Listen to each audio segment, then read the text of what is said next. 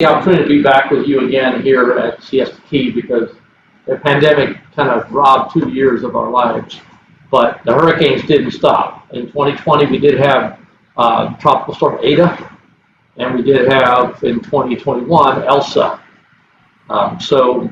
You never know what each season's going to bring. Our job in emergency management is to work in coordination with all the other agencies and organizations and groups in the county, and that's everybody. It's a whole community approach.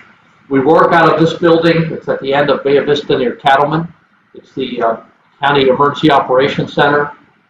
This was one of my major goals when I got here in 2005, was to build us a building that we could survive in. The County Administration Center was built in 1974, only designed to handle a Category 2 hurricane.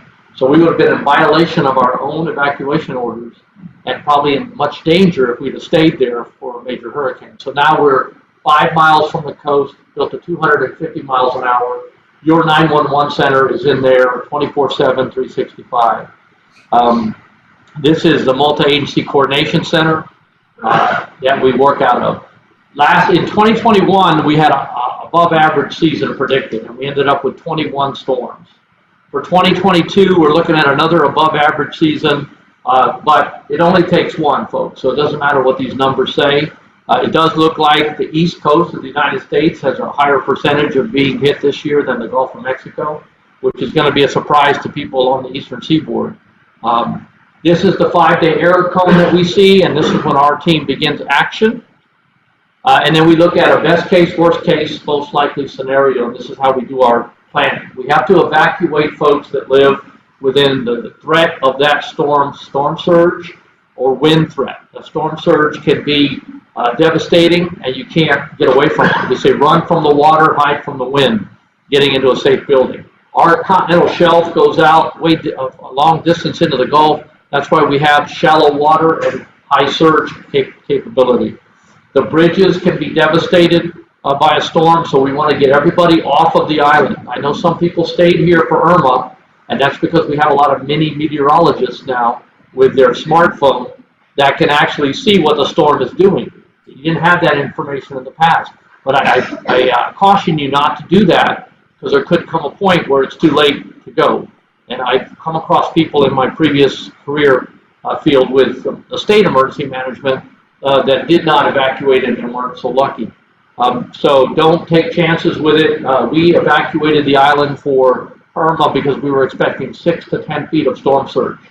If we had 6 to 10 feet, I think water would be about this deep in here if it came through. So we were lucky and it didn't do that, but storm surge is very devastating. It does a lot of damage to structures that are on the ground, and the wind takes care of what's left. The debris field that these things leave is bad, but we have contractors that can come and take care of this, but it takes a long time to do that. Now, if you live on Siesta Key, you are in level A. You're in the red on the map. You know that. You're on a barrier island. But if you have a business or a home that's inland from here, on the mainland, I should say, you can look at this tool at scgov.net called Know Your Level. You can go to our website, scgov.net, where it says I want to find my evacuation level. You'll see a message that says the map may have changed over the last year, so double check if you checked it years ago and you're not sure, you want to double check. You want to put your address in that block, and it will show you where you are in relation to your storm surge levels, A, B, C, D, E, or E. And those correspond with colors red, orange, yellow, green, and purple. All right, so when we say we're evacuating level A or level B, you know that pertains to you or not. All mobile homes, RVs, and boat dwellers are considered level A regardless. The other reason we have to evacuate is wind. Hurricane force winds do a lot of devastation to older buildings. Large condo buildings that were built before the Florida Building Code can be impacted. The higher up you are, the more impact you're going to have up there. So you don't want to ride out a storm in there. If we're evacuating the island, it's because we're concerned about that threat. You're going to get a warning and a watch before these things come. A hurricane watch means in 48 hours, we're going to have hurricane-like conditions in our area. A warning means 36 hours out. There's also tornadoes that can be in the outer bands of the storm. Even if the storm is way offshore, it doesn't affect us directly. There's a warning process. We don't have sirens here. If you came here from the Midwest and you're used to tornado sirens, this salt air that we all love to breathe and smell will destroy those sirens very quickly. Plus, most of our homes are built under the Florida Building Code. They're more insulated. You will not even hear a siren. There was a test done right here in 1998 on the Sticky Point Bridge, and very few people heard it or knew what it was. So they decided they couldn't use the sirens. And your siren of the 21st century is your cell phone, your smartphone. I'm sure many of you have gotten Amber Alerts. You've probably gotten a Silver Alert, a Blue Alert. Those are the warnings that you'll get for a tornado warning. And they're so sophisticated now that if you get that warning, it's because you're in the warning area. Your neighbor on the other side of the island may not get it, but you do because you're in that cone that radar is showing. You want to protect your home. Whether you're evacuating or not, you may get lucky and not get any storm surge damage, but that wind is going to come with a hurricane. So if you have hurricane shutters, hopefully you have impact windows, but if you don't, you need to get those. And that's a good investment for your home. I have steel Miami-Dade rated shutters on the side of my house, some clear in the front to bring in some light. I have a hurricane screen in the back to cover the sliders, and then a hurricane rated garage door. This will protect your home. It'll keep your roof on. A good thing to do to prepare for hurricane season is these three things right here. You need to put together a kit, have a plan, and stay informed. Okay, so what goes in the disaster kit? I have some disaster planning guides that are going to come out. The 2022 version will be out at the end of May. I'll get them to Catherine and the association so you guys can hand those out. They'll be available in all of our public libraries, but there's a little delay this year because there was some debate about some of the information going in there. They're pretty much the same type of preparedness information with a few changes, and we took out all the COVID stuff, all the COVID precautions that we had to put in there for 2020 and 2021. The disaster kit information is on the website. It's also in the disaster planning guide.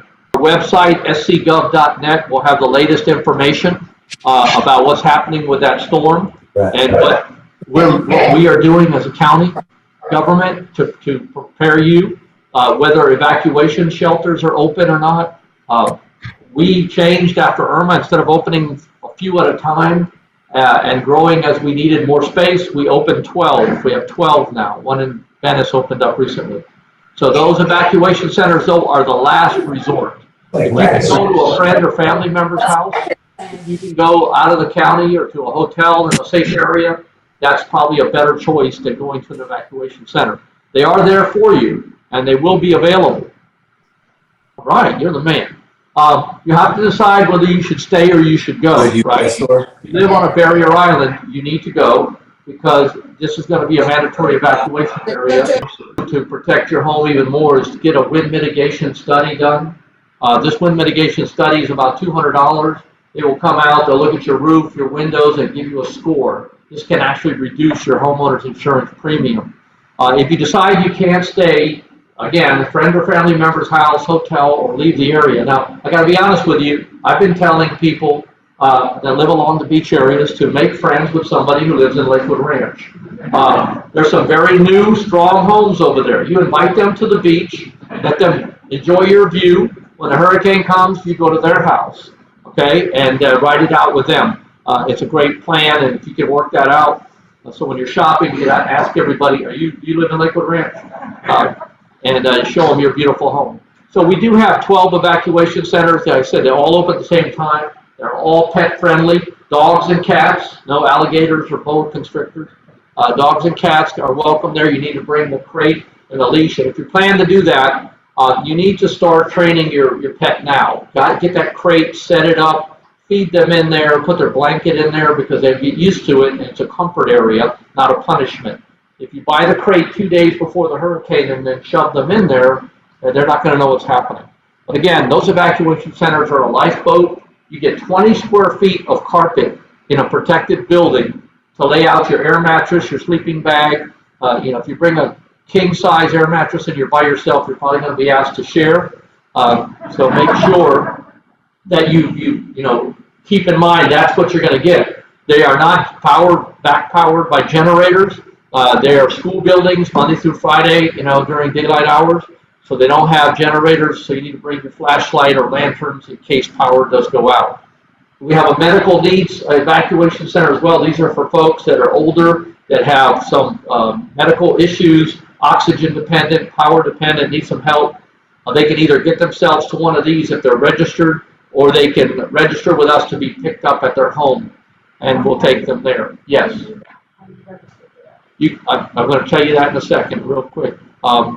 The bridges are a big misconception. A lot of people ask how the bridges close. They don't close in the up position, they close in the down position. So what happens is the Coast Guard will announce when the bridges are going to close, so boaters can the large boats can get in and out to where they need to go. Then they'll lock them down, remove all the arms, and the tender will leave, and the bridge will stay in a locked down position. We'll put law enforcement on the mainland side, not to let anybody back over unless they have a need to come back and get a family member or something like that.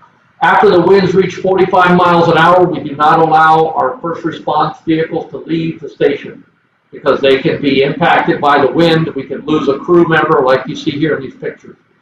So you will call 911 if you have an emergency. They will guide you through steps of stopping the bleeding, CPR, whatever it is that you're trying to deal with. So it's a good idea to have some basic first aid and CPR training in case you're with a group of people and somebody has a medical issue. Once the winds subside back down below 45, they'll deploy again. Re-entry. Now this is a key topic for everybody living here. This means that after the storm happens, we are going to keep a guard on the bridge, and there's two reasons for that.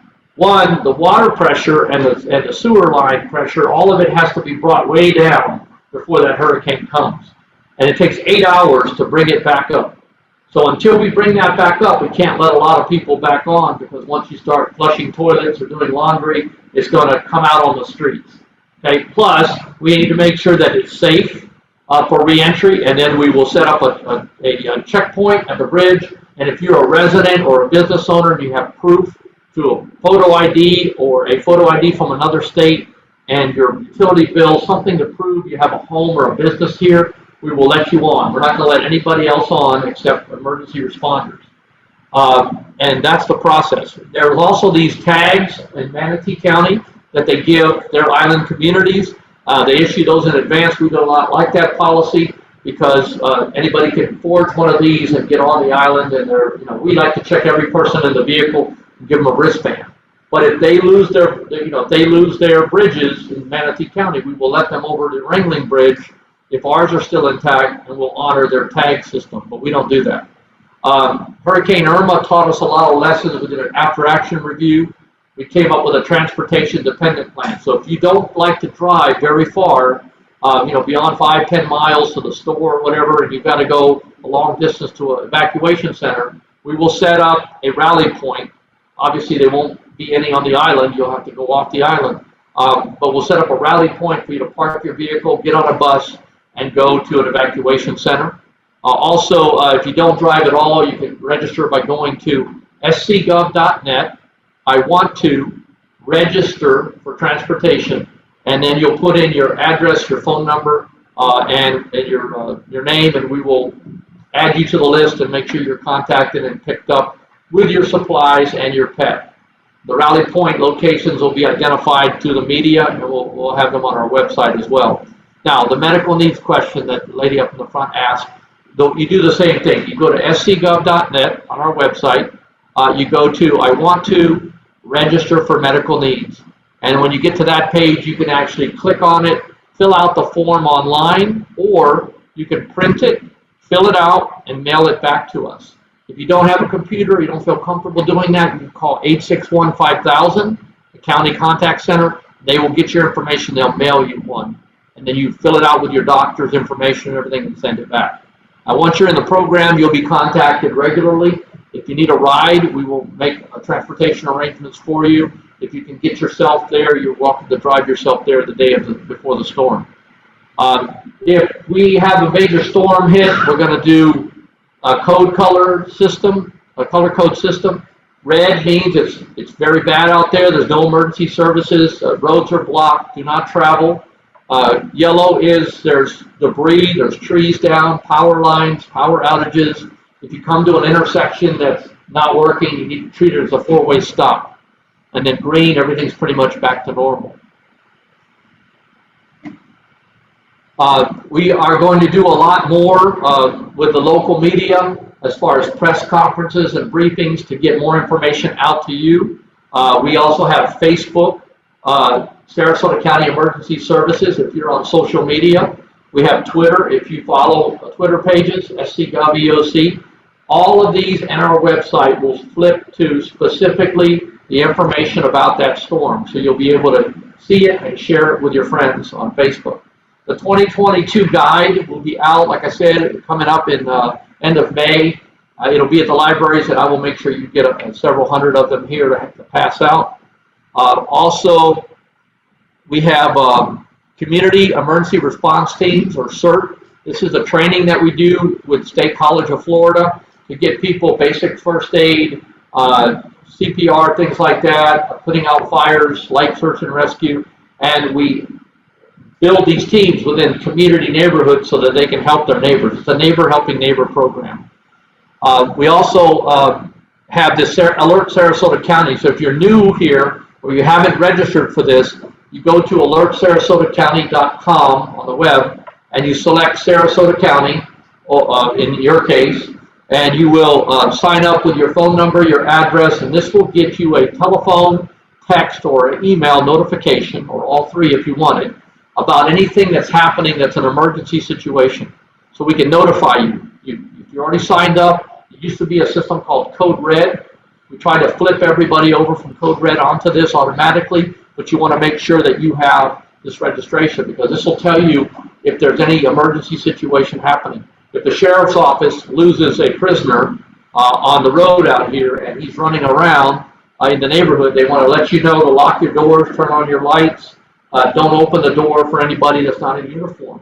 That's a particular message. Boil water notices go out that way too, and also you can sign up for the weather warnings. If you'd like to get text messages on your phone about stuff, you can text the word storm ready to the number 888-777. You'll get a short text message about what's happening with the storms. If you're still interested in COVID-19 information, you can text SRQ COVID-19 to that same number, 888-777. We have something new with the county. 861-5000 is still the right number, but you can also dial 311. You can also, on your smartphone, you can download the Sarasota County 311 app, and you'll be able to get information there and even send information. If you have something you wanted to report, like a tree down in the middle of the road in your neighborhood, and you want to take a photo of it on that 311 app, send it in, it'll generate a work order, and they'll get somebody out there right away to take care of it. So it's a new system, so try it out if you like it, okay? I got through that very quickly. Are there any questions?